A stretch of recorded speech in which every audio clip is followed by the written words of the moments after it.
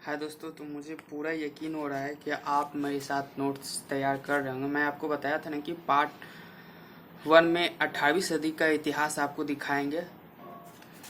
तो मैंने आपको यहाँ तक बता ही दिया था, ये क्वेश्चन कराए थे मैंने आपको, ये याद होगा। अब पार्ट 3 में आपको यहाँ मिल रहा है, यहाँ से आप इसे नोट्स करते जाएंगे, तैयार अपना नोट्स आपका हो जाएगा। देखिए मैं पढ़ रहा हूँ अब बगैर टाइम गंवाए हुए। यूरोपीय कंपनियों का आगमन तथा भारत एशिया में उनकी बढ़ती हुई व्यापारिक गतिविधियां 17वीं सदी के व्यापारिक क्रांति एवं 17वीं सदी का भूमंडलीकरण। पॉइंट तीसरा, ब्रिटिश व्यापारिक कंपनी का भारत को राजनीतिक शक्ति के रूप में रूपांतरण। फूड फॉर थॉट, ये मणिका आंसर का है। कर्नाटक युद्ध, पलासी युद्ध एवं बक्सर का युद्ध। इस्लाम धर्म का नारा, एक जाति एक धर्म इस्लाम, एक ग्रंथ कुरान और एक राज इस्लामी राज। इसमें बंधुता भी भावना थी, मुगल मंगोलों का एक भाग है। क्रेसेड मतलब होता है धर्म युद्ध। मध्य एशिया में एक शाखा ओटोमन राज तुर्की था। बिजेंटियन साम्राज्य जैसे पूर्वी रोमन साम्राज्य। कुस्तुतुनिया का पतन 1453 ईस्वी में। यहाँ तक आपने लिखा। अब क्वेश्चन एक आ जाता है आपके सामने, देखिएगा जरा से। 16वीं 17वीं सदी में यूरोपीय कंपनियों का आगमन भारत एवं एशिया में बढ़ती हुई गतिविधियों का क्या कारण था? ये क्वेश्चन है, उसका आंसर आपको लिखना पड़ेगा। भारत और पूर्वी यूरोप के बीच प्राचीन काल से ही व्यापारिक संबंध रहे थे। उसी प्रकार सिकंदर के आक्रमण के काल से ही भारत और यूरोप के बीच कई व्यापारिक मार्ग खुले गए थे। इनमें फारस, पेज पलट रहा हूँ, फारस की खाड़ी एवं लाल सागर वाले मार्ग सबसे महत्वपूर्ण थे। परंतु 1453 ईस्वी में ओटोमन तुर्कों की एक शाखा ने बिजेंटियन साम्राज्य को पराजित कर उसकी राजधानी कुस्तुतुनिया इस्तांबुल पर कब्जा कर लिया। इसे इतिहास में इस घटना को कुस्तुतुनिया के पतन का नाम दिया जाता है। इस घटना के कारण भारत और यूरोप के बीच प्रचलित सभी व्यापारिक मार्ग अवरुद्ध हो गए। वहीं दूसरी तरफ भारतीय वस्तुएं, विशेषकर मसाले की यूरोप में अधिक मांग थी। अतः यूरोपीय देशों में, विशेषकर पुर्तगाल एवं स्पेन ने अटलांटिक महासागर के रास्ते भारत के वैकल्पिक मार्गों की खोज आरंभ कर दी। इसी क्रम में स्पेन की ओर से एक नाविक कोलंबस ने अनजाने 1492 में अमेरिका की खोज निकाला। वहीं पुर्तगाल के नाविक वास्को डिगामा ने 1498 में भारत के वैकल्पिक मार्ग की खोज कर ली। फिर इस दौर में ब्रिटेन, फ्रांस और एवं हॉलैंड भी शामिल हो गए और इनके प्रयास से उत्तरी अमेरिका के क्षेत्रों में भी खोज हुई। फिर इन देशों के निरंतर प्रयास से पूर्वी एशिया, दक्षिण पूर्वी एशिया सभी क्षेत्रों में यूरोपीय व्यापार का विस्तार हुआ। अर्थात 17वीं सदी तक ऑस्ट्रेलिया, पेज पलटना हो, आप नोट लिखते जाएंगे, को छोड़कर लगभग अन्य महाद्वीप प्रकाश में आ चुके थे और यूरोपीय देशों के व्यापार का वैश्विक विस्तार हो चुका था। दूसरा क्वेश्चन आप फिर देखेंगे, यहाँ से यहाँ पेन गिर गया। अमेरिका की अकस्मात खोज हुई थी, परंतु अकस्मात में कई खोज हुई थी, परंतु अमेरिका की खोज का व्यापार लाभ यूरोपीय देशों को कैसे मिला? ये भी देखिए, इसका आंसर कैसे होगा। एक तरफ यूरोपीय देश पूर्वी व्यापार को जारी रखने के लिए अत्यधिक उत्साहित थे, परंतु यूरोप एवं पूरब के बीच का व्यापार एक तरफा व्यापार था। अर्थात एक तरफ भारतीय वस्तुओं की यूरोप में अत्यधिक मांग थी, परंतु दूसरी तरफ यूरोपीय वस्तुओं की भारत में मांग नहीं थी। इसलिए प्रश्न यह था कि इस व्यापार का संचालन कैसे हो पाता। इसकी क्षतिपूर्ति अमेरिका ने कर दी। अर्थात अमेरिका से प्राप्त चांदी और सोने की सहायता से यूरोपीय देशों ने पूर्वी देशों से आयात जारी रखे। फिर इसका एक दूसरा लाभ यह भी था, जैसा कि हम जानते हैं कि चीन संसाधनों में यूरोप से कहीं आगे रहा था। साथ ही सामुद्रिक खोज की दिशा में चीन ने पश्चिम से पहले पहल की थी, परंतु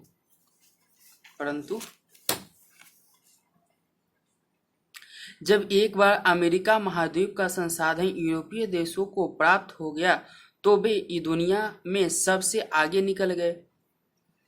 क्वेश्चन तीसरा, भारत में यूरोपीय कंपनी के आगमन का क्या क्रम रहा था तथा उन्होंने किस प्रकार भारतीय व्यापार पर अपना प्रभाव स्थापित किया। इसका आंसर देखिए, जब पुर्तगालों के द्वारा वैकल्पिक मार्ग की खोज की गई तो सबसे पहले पुर्तगीजों ने पूरब में अपना व्यापार स्थापित किया। उस काल के वैश्विक व्यापार में भारत की स्थिति के लिए मजबूत थी कि एक तरफ भारत या यूरोप पश्चिम एशिया, पूर्वी एशिया एवं दक्षिणी पूर्वी एशिया के बीच अवस्थित था। दूसरी तरफ भारत में कुछ ऐसे महत्व उत्पाद थे जिनकी काफी मांग थी, यथा मसाले, काली मिर्च, सूती वस्त्र, रेशम, नील, अफीम आदि की एशियाई व्यापार को 3 भागों में बांटा जा सकता था। प्रथम भाग फारस की खाड़ी, लाल सागर, अरब सागर से होते हुए भारत के पश्चिम तट से जुड़ा हुआ था। दूसरा भाग जो मध्यवर्ती भाग था वह हिंद महासागर से बंगाल की खाड़ी तक जुड़ा हुआ था और तीसरा भाग अर्थात पूर्वी भाग बंगाल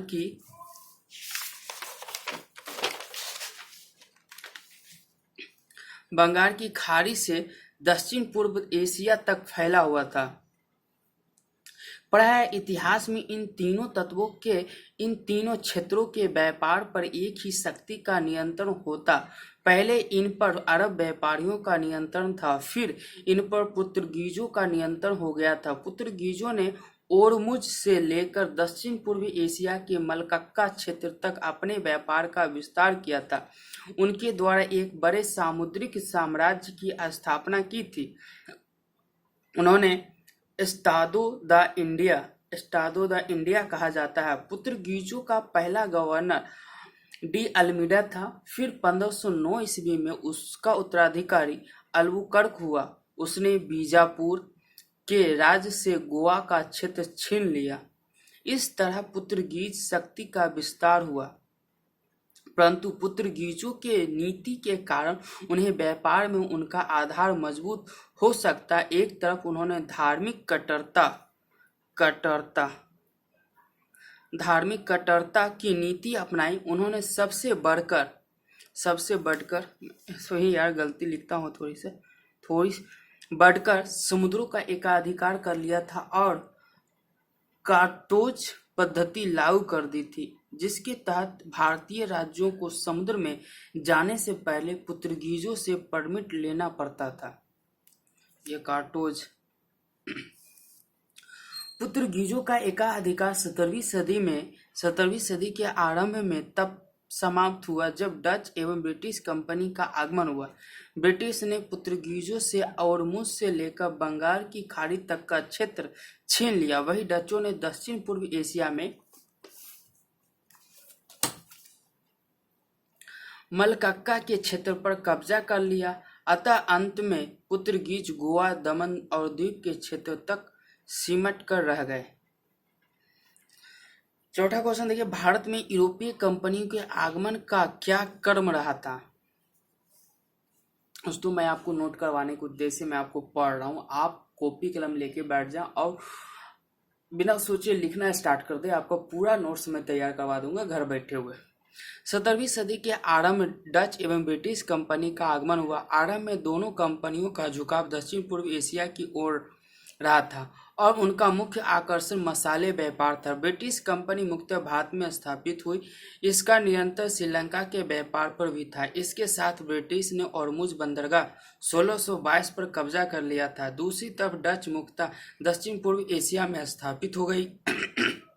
हालांकि उसने अपनी कुछ फैक्ट्रियों की स्थापना भारत में की थी। डचों ने भारत में गुजरात, सूरत, मसूलीपट्टनम, आंध्र प्रदेश, चिनसुरा, बंगाल आदि क्षेत्रों में अपनी फैक्ट्री स्थापित की। भारत में 1616 में डेन कंपनी का आगमन हुआ। इसने 1620 ईस्वी में अपनी एक फैक्ट्री ट्रोंकोवार में स्थापित की। भारत में इसकी भूमिका सीमित रही। सबसे अंत में फ्रांसीसी का आगमन हुआ। फ्रांसीसी कंपनी की स्थापना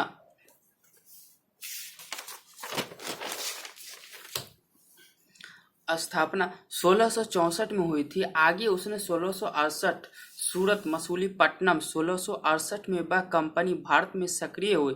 पांडिचेरी, चंद्रनगर, मसूलीपट्टनम, सूरत।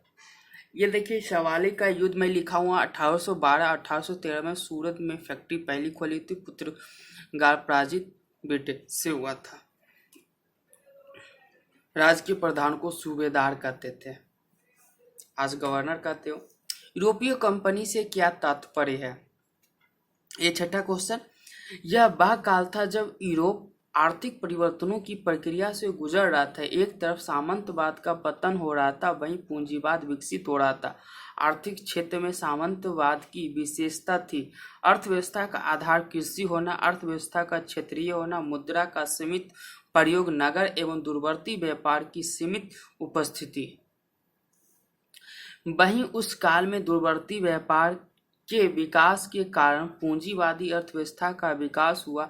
यूरोपीय अर्थव्यवस्था अब विश्व अर्थव्यवस्था बन गई। नगरों का विकास हुआ, मुद्रा एवं बैंकिंग का भी विकास हुआ।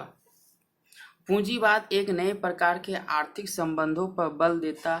यह किसी वस्तु का मूल्यांकन उसके आंतरिक गुणों के आधार पर नहीं बल्कि उसके बाजार मूल्य के आधार पर करता है, अर्थात यह मुनाफा से प्रेरित होता है।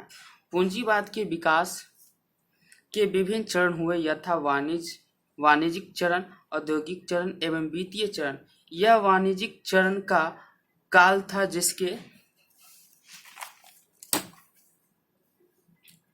जिसके तहत एक क्षेत्र से वस्तुओं का संग्रहण कर दूसरे क्षेत्र में उन वस्तुओं का बिक्री कर मुनाफा कमाया जाता था, इसलिए इसे वाणिज्य चरण से जोड़ा जाता था। इस कार्य को पूरा करने के लिए विभिन्न यूरोपीय देश में कंपनी की स्थापना होने लगी।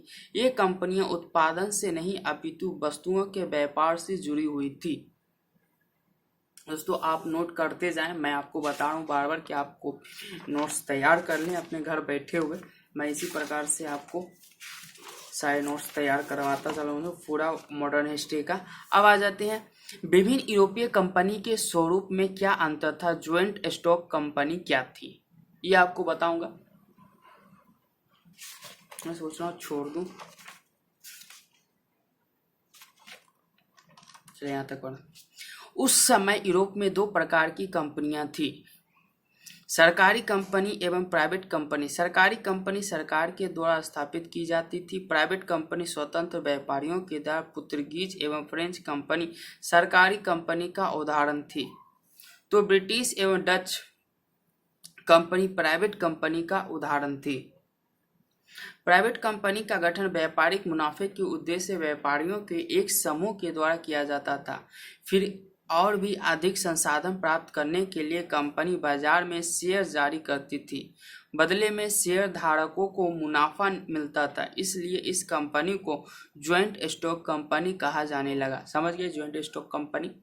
परंतु हमें ज्ञात हो इस तरह की प्राइवेट कंपनी को सरकार का भी समर्थन प्राप्त होता है, क्योंकि इन कंपनियों से सरकार को टैक्स कर प्राप्त होता था।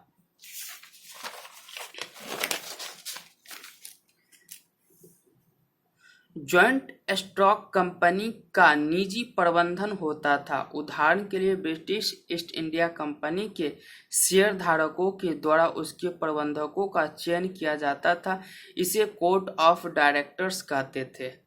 ये आपका हो गया। यहाँ तक मैं आपको किस प्रकार की कंपनी को चार्टर्ड कंपनी क्यों कहा गया था, मैं आपको ये टॉपिक आपको अगले वीडियो में बताऊंगा।